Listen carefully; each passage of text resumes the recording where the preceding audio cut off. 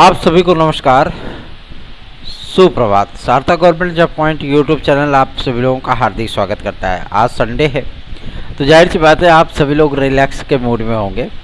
वैसे तो हमारे कुछ भाई बहनों का जीवन हमेशा ही रिलैक्स रहता है, लेकिन कुछ लोगों का जीवन जद्दोजहद पूर्ण रहता है।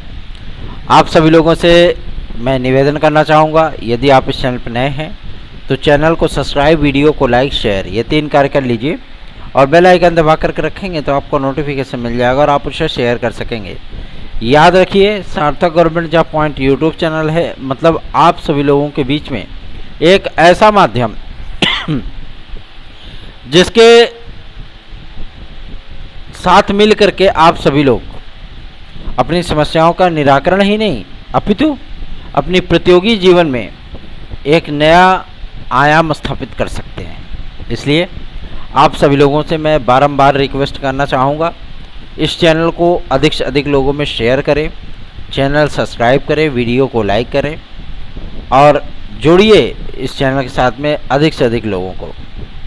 चलिए खबरों की शुरुआत कर लेंगे और फटाफट आप सभी लोगों को सारी अपडेट देंगे, इसलिए आप सभी लोग इस वीडियो में एंड तक जरूर बने रहें। खबरों की शुरुआत में सबसे पहली अपडेट है आपके RO के लिए। कुछ लोगों ने आप सभी लोगों को बताया होगा कि 711 पद फलानवा खाली हैं, 158 पद धिमकवा खाली हैं और लिखित तौर पे इतने अध्याचन भेजे गए, इतने नहीं भेजे गए हैं। मैं आप सभी लोगों से बताना चाहता हूँ, ये अध्याचन आज के नहीं हैं, ये अध्याचन लगभग 2 साल पहले के हैं। ठीक है ना, बात समझ में आ रही है? ये अध्याचन 2 साल पहले के हैं, अभी के अध्याचन नहीं है। और आप लोगों को जो मतलब पदों का ब्यौरा है वो लोक सेवा आयोग के माध्यम से फाइनल रिपोर्ट बहुत जल्दी आप लोगों को मिल जाएगी। ठीक है, अभी कुछ पदों पर वेरिफिकेशन का काम चल रहा है और इसका विज्ञापन आप लोगों को अगस्त में ही देखने के लिए मिलेगा, ये क्लियर हो गया है। ठीक है ना। और रही बात APS की और खंड शिक्षा अधिकारी की, क्योंकि खंड शिक्षा अधिकारी में अभी पदों का वेरिफिकेशन स्टार्ट किया गया है फिर से। ठीक है, क्योंकि कुछ अध्याचनों को लेकर के विवादों की स्थितियां थी तो उसको क्लियर किया जा रहा है। तो आप मान सकते हैं कि आपके खंड शिक्षा अधिकारी का जो विज्ञापन है वो अगस्त लास्ट या सितंबर महीने में आप लोगों को ये विज्ञापन देखने के लिए मिलेगा। कौन सा? खंड शिक्षा अधिकारी अर्थात BEO। ठीक है ना, ये विज्ञापन। चूँकि कुछ परिवर्तन भी होते रहते हैं, ठीक है, तो उन परिवर्तनों को साथ लेकर के चलना भी जाहिर सी बात है नियामक संस्थाओं का ही दायित्व होता है। और सबसे बड़ी चीज़ ये है कि हमारे जो सीनियर भाई बंधु है जो अप्लाई करना चाहते हैं लेकिन वो ओवर एज हो चुके हैं, उन भाई बहनों के लिए भी प्रयास होना स्वाभाविक है, क्योंकि कोई साथ तो दे नहीं रहा है, लेकिन उनके लिए प्रयास करना तो ये हमारा नैतिक दायित्व है ना। अब सफलता मिले अथवा ना मिले, लेकिन प्रयास करना हमारा दायित्व है। यदि हम प्रयास करेंगे तो हो सकता है कुछ आप लोगों के लिए रास्ते खुल जाएं। और ये प्रयास आप लोगों को मैं बता दूं 100% सफल होगा, इस बात की हमें पूरी उम्मीद है, पूरी आशा है। क्यों? क्योंकि हमारे प्रयास कभी विफल नहीं होते। आयु सीमा में छूट को लेकर के हम लोगों ने जितने भी प्रयास किए हैं वो अब मुकाम तक पहुंच चुके हैं और बहुत जल्दी ही इस पे आपको उत्तर प्रदेश शासन के माध्यम से एक सूचना भी आप लोगों को जारी करके बता दी जाएगी कि हाँ, इन सारी चीज़ों में आप लोगों को एज रिलैक्सेशन प्रोवाइड किया जा रहा है। तो आपको चिंतित होने की आवश्यकता नहीं है, बस आप अपने लक्ष्य पे ध्यान दीजिए, क्योंकि आपका लक्ष्य अर्जुन की तरह मछली की आँख होनी चाहिए, मतलब एकदम केंद्रित। ठीक है ना। आपका मिशन एक जॉब हासिल करना है, लेकिन आप अपने मन से पूछिए कि क्या आप उसके लिए प्रिपेयर हैं, क्योंकि आप हर बार एग्ज़ाम दे करके आते हो, एग्ज़ाम हॉल से निकलते वक्त तो ये लगता है कि पेपर को गर्दा कर दिया, पेपर एकदम धुआं हो गया, कुछ नहीं था, 125-122 क्वेश्चन है हमारा। लेकिन एग्ज़ाम सेंटर से बाहर आते ही जब आप रास्ते में चलना शुरू करते हो अपने यार दोस्तों के साथ में, तो पता लगे कि 5-10 क्वेश्चन आप कम हो गए हो। ठीक है, उसके बाद जब आप अपने घर पे आते हो, जब आप थोड़े बहुत क्वेश्चन मिलाते हो नोट्स आज से, तो पता लगे 10 क्वेश्चन और कम हो गया हो। जब आंसर की आती है और जब आप उसे फिर से मिलाते हो तो पता लगे आप 15 क्वेश्चन और कम हो गए हो।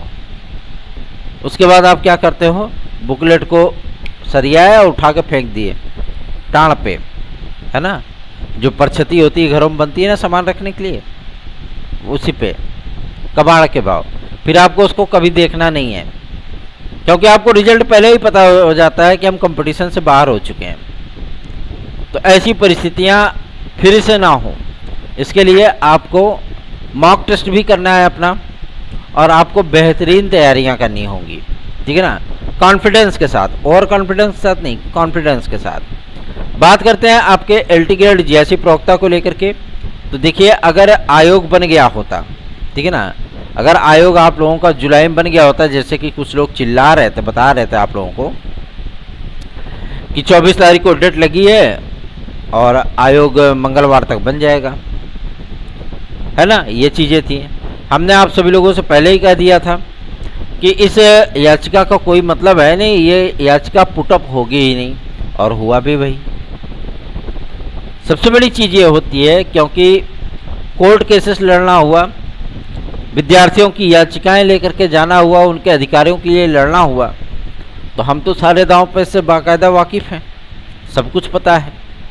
इसीलिए मैं आप सभी लोगों से कह रहा हूं कि जो आदरणीय मुख्यमंत्री महोदय ने और आदरणीय माध्यमिक शिक्षा मंत्री महोदया ने इस बात की जानकारी दी थी कि 15 अगस्त के पहले आयोग गठित होगा, तो जाहिर सी बात है उनकी बातों में अब दम लगने लगा है ना, क्योंकि जुलाई आपकी समाप्त होने को है, ठीक है।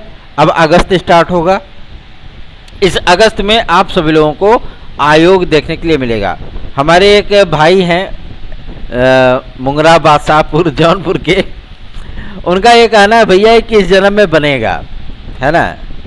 तो मैं ये कहना चाहता हूँ, मैं जानता हूँ कि भाई बहुत ही खुशदिल मिजाज इंसान है, लेकिन कहते नहीं जब परीक्षाएं ना हो, वैकेंसीज ना आए, तो विद्यार्थियों के मन में एक कहते नहीं कि डिप्रेशन हो जाता है। इस डिप्रेशन से, इस हेजिटेशन से मैं 2013 से लेकर के 2017 तक गुजर चुका हूँ, ठीक है ना। और सबसे बड़ी समस्या क्या थी कि अभी भी कुछ लोग माननीय अखिलेश यादव जी की गवर्नमेंट का बखान करते नहीं थकते हैं। उनके समय में लोक सेवा आयोग का क्या हाल हुआ था, उनके समय में राजस्व निरीक्षक, जो आप कानून को जिसे जानते हैं, उनकी परीक्षाओं में क्या क्या भ्रष्टाचार हुए थे। मैं ये नहीं कहता कि ये गवर्नमेंट बहुत अच्छी है, भ्रष्टाचार तो हमेशा होगा, वो तो आपको एक, जैसे मैथ के सवाल में आप कॉमन मान करके चलते हो ना, आप गुणनखंड करते हो, फैक्टर करते हो, तो आप एक चीज़ कॉमन मान लेते हो, जो सब में दिखता है उसको कॉमन कर देते हो कोष्टक के बाहर। तो ये कॉमन है आपके कॉम्पिटिटिव लाइफ में भी, ठीक है ना। आपको कंपटीशन करना है अपने समकक्ष से, साथ ही साथ आपको सालवरों से भी कंपटीशन करना है, आपको धांधड़बाजियों से भी कंपटीशन करना है, और उनसे लड़ते हुए आपको अपने अधिकारों को प्राप्त करना है। और ये कह करके अपने आप को दिलासा दे लेना, या अपनी गलतियों, अपनी नाकामियों को ये कह करके छुपाने की कोशिश करना कि अगर भ्रष्टाचार नहीं हुआ होता, अगर धांधड़बाजी नहीं हुई होती, अगर सालवर न बैठे होते, तो भैया हम जो है आराम से हो जाते ना। ये आप अपने साथ अन्याय कर रहे हो, ठीक है ना। ऐसा नहीं कि सारी की सारी सीटें बिक जाती हैं, कुछ भी नहीं। अगर आपने तैयारियां करी हैं ना, जाहिर सी बात है आपको सफलता लेने से कोई रोक नहीं पाएगा। अगर आप असफल हुए हो तो उसमें कहीं ना कहीं आपकी कमी है, आप एक्सेप्ट करो, उसको स्वीकार करो कि हाँ आप असफल हुए हो तो कमी आपकी है। क्या आप उससे बेहतर पेपर नहीं कर सकते थे? कर सकते थे। आपने जो क्वेश्चन गलत किया, क्या वो नहीं आ रहा था आपको? आ रहा था। आपने जो आसान आसान क्वेश्चन का गुड़ गोबर कर दिया, क्या वो क्वेश्चन आपको नहीं आना चाहिए थे? आ रहे थे।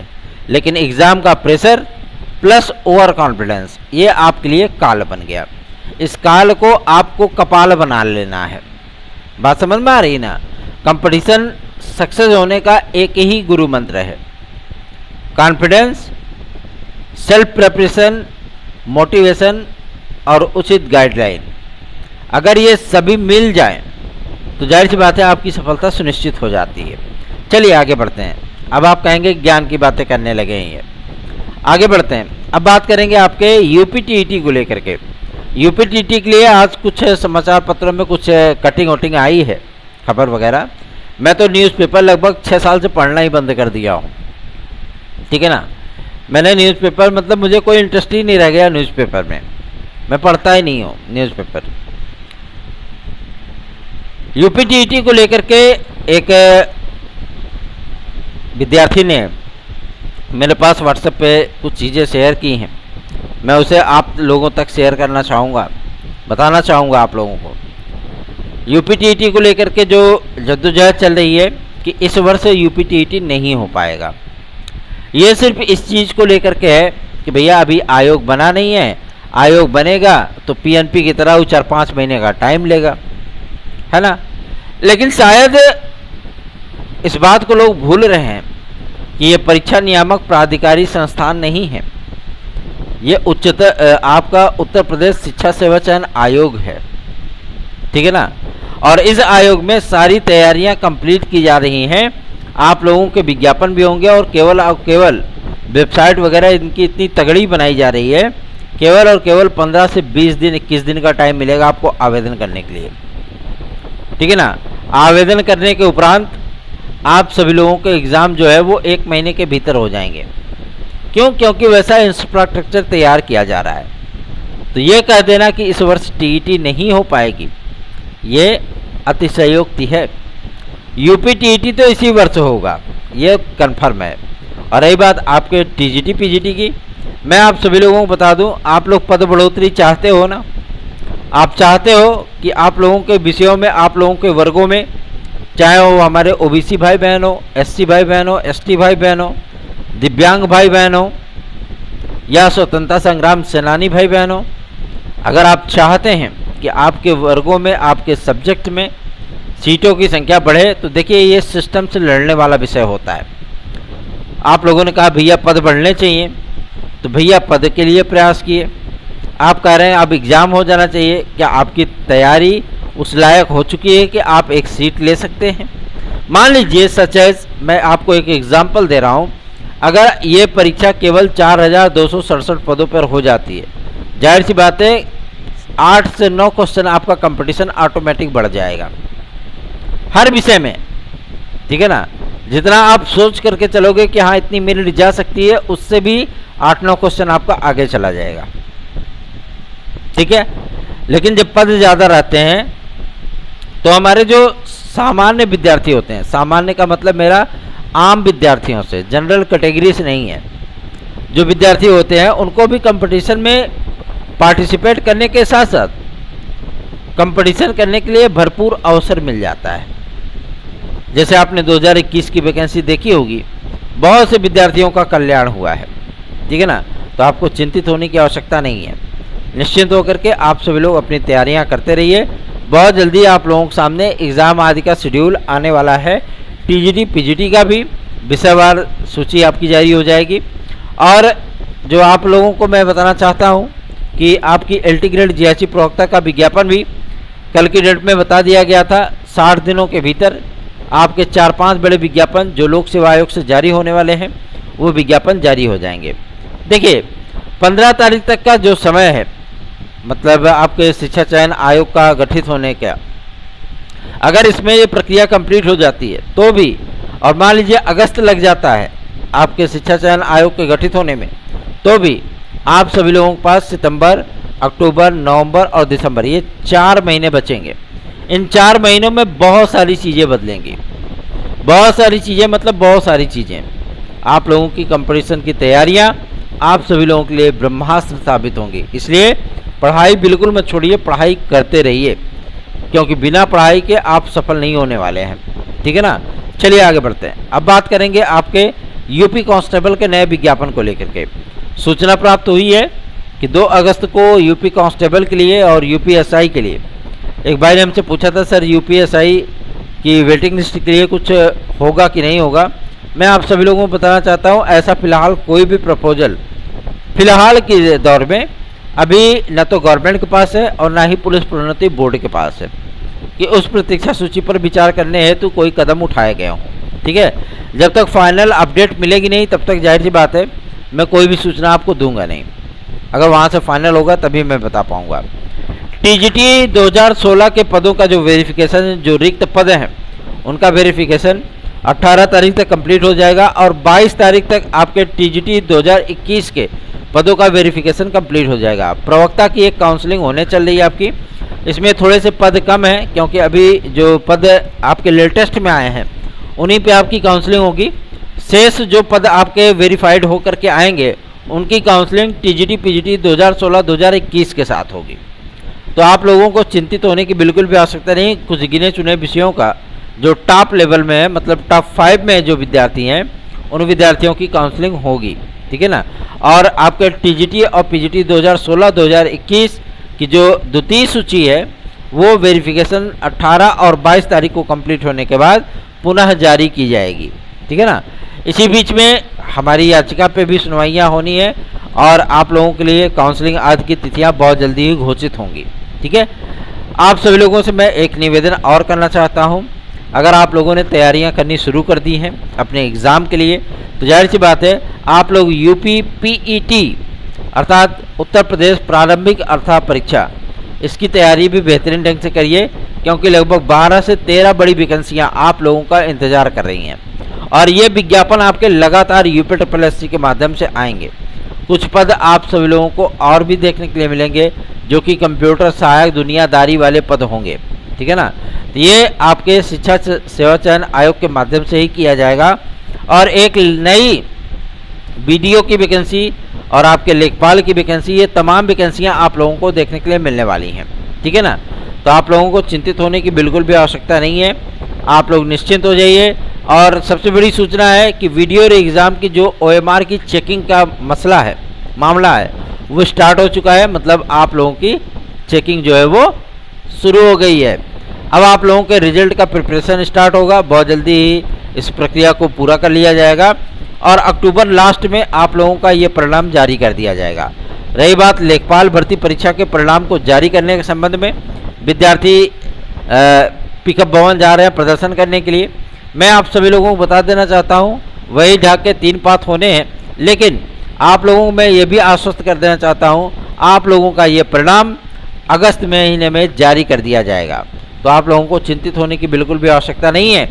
आपके जो पेंडिंग रिजल्ट्स हैं उस पर कार्य लगातार हो रहा है और ये चीज़ें आप लोगों को मैं बता देना चाहता हूँ, भले ही कोर्ट में लेखपाल भर्ती परीक्षा को लेकर के कुछ मामले चल रहे हों, लेकिन आप लोगों को इससे चिंतित होने की आवश्यकता नहीं है क्योंकि जो हमारे उत्तर प्रदेश शासन के कानून मंत्री हैं और जो डिप्टी सीएम श्री केशव प्रसाद मौर्य जी हैं, उनसे मिल करके कल की डेट में हमारी टीम ने एक ज्ञापन दिया था और अभी भी वो प्रयागराज में ही है।